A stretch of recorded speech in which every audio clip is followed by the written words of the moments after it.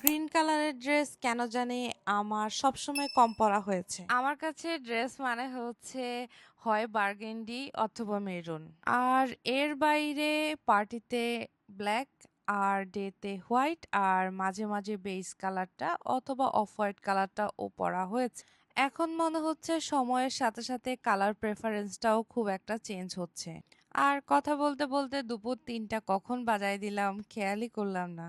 আর কথার ফাঁকে আমি হালকা একটু স্ন্যাক্স চা খেয়ে বাসায় ব্যাক করছি। লাস্ট ভিডিওতে তোমরা অলরেডি দেখেছো যে আমি ফুল একটা নাইট কিভাবে জেগে এর পরের দিন পর্যন্ত সারভাইভ করতেছি।